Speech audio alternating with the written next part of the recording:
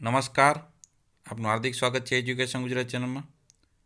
આજે આપણે ધોરણ 7માના ગુજરાતી વિષયનો 16મો પાઠ આખરે ચૂલો ચેત્યો. આ એક પ્રસંગ કથા પાઠ છે જેના લેખક છે જય ભીખુ. આ પાઠનું સ્વાધ્યાયપોથીનું સંપૂર્ણ સોલ્યુશન ચેનલ પર આ સ્વાધ્યાયપોથીનું સોલ્યુશન આપણે શીખીશું. પણ તમે વિડીયો લાઈક કરજો, શેર કરજો જેથી મોટિવેશન મળે. મને પ્રશ્ન પહેલો છે કે નીચેના દરેક પ્રશ્નને ઉત્તર માટે આપેલા વિકલ્પમાંથી સાચો વિકલ્પ શોધી ક્રમ અક્ષર પ્રશ્ન સામે પેલા બોક્સમાં લખો. પેલું, આખરે ચૂલો ચેત્યો પાઠના લેખકનું નામ જણાવો. તો એ છે જય ભીખુ. બીજો પ્રશ્ન, કયા પદ માટે પ્રજામાંથી યોગ્ય વ્યક્તિને પસંદગી કરવામાં આવતી? તો એ છે ખલીફા માટે. પ્રશ્ન નંબર ત્રીજો, ખલીફા સાહેબ ક્યાં રહેતા હતા? તો એ રહેતા હતા મદીનામાં. ચોથો પ્રશ્ન, ખલીફા સાહેબ ફરતા ફરતા ક્યાં આવી ચડ્યા? તે આવી ગયા ગરીબ લોકોની લતામાં. પાંચમો પ્રશ્ન, આ બાળકો તમારા જ છે. આ વાક્ય કોણ બોલે છે? તો ખલીફા. છઠ્ઠો પ્રશ્ન, મદીના શરીફ પહોંચ્યાને ખલીફા સીધા ક્યાં ગયા? તો ગયા રાજભંડારમાં. સાતમો પ્રશ્ન, મારી ભૂલને કારણે જ પ્રજા ભૂખમરો વેઠતી હોવી જોઈએ. આ વાક્યમાં કયો ભાવ રજૂ થાય છે? તો પસ્તાવાનો. આઠમો પ્રશ્ન, ખલીફાએ શેનો કોથળો પીઠ પર લાદી મજર કાપવી શરૂ કરી? તો માલ સામાનનો. નવમો પ્રશ્ન, હજરત ઉમર જેવા ખલીફા હોય તો પણ શું ને ન હોય તો પણ શું? આ વાક્ય કોણ બોલે છે? તો બચરવાર સ્ત્રી. બીજો પ્રશ્ન, યોગ્ય શબ્દો મૂકી ખાલી જગ્યા પૂરો. પેલું, હજરત ઉમર સાહેબ ઇસ્લામી ખાલી જગ્યા બીજા નેતા હતા. તો ખલીફાના. બીજી ખલીફા સાહેબ પોતાના ખાલી જગ્યા સાથે રૈયતની સ્થિતિ જોવા નીકળે. તો બંદા સાથે. ત્રીજી ખાલી જગ્યા જેવા કોઈ ઉંમરલાયક આદમીને બારણે ઊભેલા જોઈ સ્ત્રી અદબ કરી ઊભી થઈ. તો દેવદૂત જેવા. ચોથી ખાલી જગ્યા, 3 ગાઉની ખાલી જગ્યા પૂરી કરી તેઓ પેલી બાઈના બાણ આગળ જઈ ઊભા. તો ખેપ. પાંચમી ખાલી જગ્યા પિતાના પ્યારથી બાળકોને જમતા જોઈ રહ્યા. તો ખલીફા સાહેબ. છઠ્ઠી હજરત ઉમર ભલા માટે ખુદાને ખાલી જગ્યા કર. તો દુઆ કર. ત્રીજો પ્રશ્ન, નીચે આપેલ વિધાન ખરા ખરા નિશાન, ખોટા ખોટા નિશાન જણાવો. પેલું, બાળકોને માતા રસોઈ પીરસી રહી હતી એ જોઈ ખલીફાને નવાઈ લાગી. વિધાન ખોટું છે. બીજું, છોકરાને ભૂખના કારણે અધીરા બન્યા હતા. તો વિધાન સાચું છે. ત્રીજું, ખલીફા સાહેબનો પોતાનો ભંડાર ખાલી હતો. વિધાન સાચું છે. ચોથું વિધાન, ખલીફાને સમાચાર મળતા એ બાળકોને ભોજન આપવા ગયા હતા. વિધાન ખોટું છે. પાંચમું, બંદાએ વિનંતી કરી કે આપણે ગાડામાં સામાન ન જ લેવો જોઈએ. વિધાન ખોટું છે. છઠ્ઠું, સ્ત્રીએ ખલીફાને જમવા માટે કહ્યું અને ખલીફાએ બાળકો સાથે બેસીને ભોજન લીધું. વિધાન ખોટું છે. સાતમું, ખલીફા એકલા બાળકો નહીં પણ સમગ્ર પંથના સૌની ભૂખ માંગી. વિધાન ખોટું છે. આઠમું, રૈયતના સુખ દુઃખને સમજનાર વ્યક્તિ ખલીફા હોવો જોઈએ. વિધાન સાચું છે. પ્રશ્ન ચોથો છે, નીચેના પ્રશ્નનો ઉત્તર એક વાક્યમાં લખો. પહેલો પ્રશ્ન, ખલીફા કોને કહેવાય? તેનો જવાબ છે ખલીફા લગામ જેના હાથમાં હોય જેને ખલીફા કહેવાય. ખલીફતની લગામ હોય. બીજો પ્રશ્ન, ખલીફા પોતાના બંદા સાથે શું જોવા નીકળ્યા? તેનો જવાબ છે ખલીફા પોતાના બંદા સાથે રૈયતની સ્થિતિ જોવા નીકળ્યા હતા. ત્રીજો પ્રશ્ન, નગર ચર્યાએ નીકળેલ ખલીફા કેમ કોઈ ઓળખી શકે તેમ નહોતું? તેનો જવાબ છે નગર ચર્યાએ નીકળેલા ખલીફાના વસ્ત્રો એટલા સાદા હતા કે કોઈ એને ઓળખી જ ન શકે. ચોથો પ્રશ્ન, ખલીફા સાહેબ કેમ છુપી રીતે નગરમાં જવાનું વિચાર્યું હશે? તેનો જવાબ છે ખલીફા સાહેબ પોતાનું રૈયતની સ્થિતિ જોવા માટે છુપી રીતે નગરમાં જવાનું વિચાર્યું હશે. પાંચમો પ્રશ્ન, ખલીફા સાહેબને પેલી બાઈ કેમ વિચિત્ર સ્વભાવની લાગી? તેનો જવાબ છે પેલી બાઈ ભૂખ્યા બાળકોને કંઈ પીરસવાને બદલે માત્ર ખલીફા સાહેબની વાતો કરતી હતી. આ જોઈ ખલીફા સાહેબને બાઈ વિચિત્ર સ્વભાવની લાગી. છઠ્ઠો પ્રશ્ન, સ્ત્રીની આ વાત ખલીફા સાહેબના મોં પર દુઃખ કેમ ઉભરાઈ આવ્યું? તેનો જવાબ છે સ્ત્રીની આ વાત કે હાડલીમાં પાણી સિવાય કાંઈ નથી, મારા ઘરમાં પણ પાણી સિવાય કંઈ નથી. આ સાંભળી ખલીફા સાહેબના મોં પર દુઃખ ઉભરાઈ આવ્યું. સાતમો પ્રશ્ન, ખલીફાએ રાજભંડારમાંથી ભૂખ્યા બાળકો માટે શું શું લીધું? તેનો જવાબ છે ખલીફાએ રાજભંડારમાંથી ભૂખ્યા બાળકો માટે લોટ, ગોળ, ઘી અને તરકારી લઈ કોથળો ભર્યો. 8મો પ્રશ્ન, બંદો કેમ ગળગળો થઈ ગયો? તેનો જવાબ છે ભૂખ્યા બાળકો માટે માલસામાનથી ભરેલો કોથળો પોતાની પીઠ પર ચડાવવા માટે ખલીફાએ બંદા પાસે મદદ માગી. એ જોઈ બંદો ગળગળો થઈ ગયો. 9મો પ્રશ્ન, સ્ત્રીનો ચૂલો કેમ સળગતો ન હતો? તેનો જવાબ છે સૂકા બળતણ હોવા તે પૂરા થઈ ગયા હતા અને બાકીનું બળતણ લીલું હોવાથી ચૂલો સળગતો ન હતો. 10મો પ્રશ્ન, ચૂલો સળગાવતા ખલીફાની હાલત કેવી થઈ ગઈ હતી? તેનો જવાબ છે બળતણ લીલું હોવાથી ચૂલો સળગતો ન હોવાથી ધુમાડાની ખલીફા સાહેબની આંખો લાલ થઈ ગઈ હતી. ફૂંકી ફૂંકીને મોં અને દાઢી રાખથી ભરાઈ ગયા હતા. 11મો પ્રશ્ન, હજરત ઉમર જેવા ખલીફા હોય તો પણ શું અને ન પણ હોય તો શું? પ્રજા એને શું કરે? આ વાક્યોમાં સ્ત્રીનો કયો ભાવ રજૂ થાય છે? તેનો જવાબ છે હજરત ઉમર જેવા ખલીફા હોય તોય શું, ન હોય તોય શું, પ્રજા એને શું કરે? આ વાક્યમાં સ્ત્રીના ખલીફા પ્રત્યે નારાજગીનો ભાવ રજૂ થાય છે. પ્રશ્ન નંબર 12, સ્ત્રીએ બતાવેલી નારાજગી બાબત ખલીફા સ્ત્રીને શું કહે છે? તેનો જવાબ, સ્ત્રીએ બતાવેલી નારાજગી બાબતે ખલીફા એટલું બોલ્યા, ભાઈ મારી નફરતી એમનો ગુનો માફ કર. હજરત ઉમરના ભલા માટે ખુદાને દુઆ કર. પ્રશ્ન 7મો, નીચેના માગ્યા મુજબ ઉત્તર મેળવો. પહેલો પ્રશ્ન છે કે એકવાર ખલીફા સાહેબ પોતાના બંદા સાથે રેતની સ્થિતિ જોવા નીકળ્યા. કોણ? તો કે બંદા સાથે રેતની સ્થિતિ જોવા કોણ નીકળ્યું? પછી શું? તો કે ખલીફા સાહેબ બંદા સાથે શું જોવા નીકળ્યા? કોની? તેના વડે પ્રશ્ન, તો ખલીફા બંદા સાથે કોની સ્થિતિ જોવા નીકળ્યા? ત્યારબાદ બીજું છે ખલીફા સાહેબ ભૂખનું કરુણ દ્રશ્ય જોઈ રહ્યા હતા. તેના પરથી શુંથી પ્રશ્ન પૂછ્યો? તો ખલીફા શું જોઈ રહ્યા હતા? કોણ? તો ભૂખનું કરુણ દ્રશ્ય કોણ જોઈ રહ્યું હતું? શેનું? તો કે ખલીફા સાહેબ શેનું દ્રશ્ય જોઈ રહ્યા હતા? બીજો પ્રશ્ન, કૌંસમાં આપેલા શબ્દોમાંથી યોગ્ય શબ્દ પસંદ કરી પ્રશ્ન વાક્ય બનાવો. પેલું આપણે છે કે બાળકોને જમવાનું મળતા રાજી રાજી થઈ ગયા. તો આપણે કેમ, ક્યારે અને કેવા એમાંથી તો બાળકો આપણે કેમ વાપરશું? બાળકો કેમ રાજી રાજી થઈ ગયા? પ્રશ્નાચિહ્ન. બીજું, ખલીફા એ સ્ત્રીના ઘરે જમવાના સમયે જ પહોંચ્યા. તો એમાં ક્યારે, ક્યાં ને કેમ છે? તો ખલીફા એ સ્ત્રીના ઘરે ક્યારે પહોંચ્યા? પ્રશ્નાચિહ્ન. ત્રીજું, ખલીફા જમવાની બધી જ વસ્તુ એ સ્ત્રીના ઘરે આપી આવ્યા. તેમાં આપણે પ્રશ્નચિહ્નમાં કેમ, ક્યારે ને ક્યાંથી વાપરવું? તો આપણે વાપરશું ક્યાં. તો કે ખલીફા જમવાની બધી વસ્તુ ક્યાં આપી આવ્યા? કારણ કે ઘરે હતું એટલે જગ્યા થઈ ગયું. ચોથું, બાળકો જમવા માટે રડતા હતા. ક્યાં, કોણ ને શું? તો કે કોણ જમવા માટે રડતું હતું? તો કે બાળકો. બરાબર. પાંચમું, ખલીફાએ પોતાની પીઠ પર બધી જ વસ્તુ ઉપાડી લીધી. ક્યાં, કોણ ને ક્યારે મહત્વપૂર્ણ છે? તો કોણે પોતાની પીઠ પર બધી જ વસ્તુ ઉપાડી લીધી હતી? પ્રશ્નાચિહ્ન.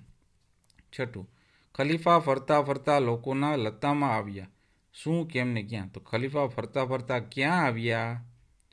સાતમું, મદીના શરીફ પહોંચીને સીધા ખલીફા રાજભંડારમાં ગયા. તો ક્યાં, કોણ ને ક્યારે? તો મદીના શરીફ પહોંચી ખલીફા સીધા ક્યાં ગયા? આઠમું, પેલી બાઈ વિચિત્ર સ્વભાવની લાગી. કેવા, ક્યાં ને શું? તેમાં આવશે આપણે કેવા. કે પેલી બાઈ કેવા સ્વભાવની લાગી? પ્રશ્ન નંબર ત્રીજો છે નીચે આપેલા શબ્દોનો યોગ્ય રીતે વાક્યોમાં પ્રયોગ કરો અને તેનો ભેદ સ્પષ્ટ કરો. જગ એટલે કે જગનો આધાર ઈશ્વર છે. જંગ તો કે જંગમાં તે શહીદ થયા. પછી જંપ એટલે કે સંપ ત્યાં જંપ, અને જપ એટલે કે દાદી દરરોજ સવારે જપ કરે છે. દિન એટલે કે આજે ગાંધીજીનો જન્મદિન છે, અને દિન એટલે કે દિન દુખિયાની સેવા કરવી જોઈએ. આજ એટલે કે આજે સોમવાર છે. આજ એટલે કે આજ વ્યક્તિ મને મદદ કરી હતી. વંશ એટલે કે લોકોના મતે દીકરાથી વંશ આગળ વધે છે. અને વશ એટલે કે ચંદાએ માતેલા સાંડને પણ વશમાં કરી લીધો. ખંત એટલે કે દરેક વ્યક્તિ પોતાના કામ ખંતપૂર્વક કરવું જોઈએ. અને ખત એટલે કે પહેલાંના જમાનામાં ખતથી સંદેશા વ્યવહાર થતો હતો. નેક્સ્ટ, નીચેની પરિસ્થિતિમાં તમે શું કરશો? પહેલું, તમને કોઈ ભૂખ્યા જુઓ તો તમે કોઈને ભૂખ્યા જુઓ તો શું કરો? તો જવાબ છે જો હું કોઈ ભૂખ્યાને જોઉં તો મારા ઘરે ત્યારે જે જમવાનું તૈયાર થયું છે અથવા તો ન હોય તો ઘરમાં જે નાસ્તો કે ફળ હાજર હશે તે આપીશ. બીજું, તમારે તમારું બધું કામ જાતે કરવું પડે તો તો મારે મારું બધું કામ જો જાતે કરવું પડે તે કરવાનો પ્રયત્ન કરીશ. મમ્મીની મદદ થી તેને શીખીશ, પછી તેને યોગ્ય રીતે કરવાનો પ્રયત્ન કરીશ. ત્રીજું, તમારે જે જાતે તમારું મૂલ્યાંકન કરવાનું થાય તો તેનો જવાબ છે હું તટસ્થતાથી સ્વમૂલ્યાંકન કરવા પ્રયત્ન કરીશ. જો કંઈ કે હું એ પ્રયત્ન કરીશ કે મારે આ ખામીને હું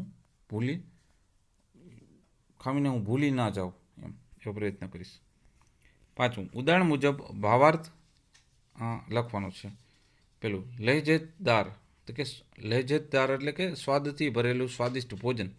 ઓશિયાળું મોં એટલે કે લાચારથી ભરેલું મોં. ભૂખમરો, અનાજ ન મળે તેવી ભૂખે મરવાની સ્થિતિ. દેવદૂત એટલે કે દેવોએ મોકલેલ સંદેશા વાહક. છઠ્ઠું, રેખાંકિત શબ્દની જગ્યાએ કૌંસમાં આપેલા શબ્દ મૂકીને પરિવર્તન કરવાનું છે. એટલે બાળકની જગ્યાએ બાળકો કરવાનું છે. તો બાળકોની ભૂખ સંતોષાતા રાજી થઈ ગયા. બંધાની જગ્યાએ લોકો ઉપયોગ, તો લોકો ગળગળા થઈ ગયા. અમીન જગ્યાએ હું, તો હું 2-3 દિવસથી ભૂખ્યો છું. સ્ત્રીની જગ્યાએ ખલીફા યુઝ કરવાનું છે. તો કે ખલીફા દયાળુ હતા. છોકરાની જગ્યાએ છોકરો ઉપયોગ, તો છોકરો ખાવા માટે પડાપડી કરતો હતો. તેઓની જગ્યાએ બંદો ઉપયોગ હતો. બંદો ફરતો ફરતો મદીનાથી 3 માઇલ દૂર આવેલા ગામમાં જઈ ચડ્યો. ત્યારબાદ સાતમો છે, નીચે આપેલા વિષયોને ચર્ચા કરો ને એના વિશે લખવાનું છે.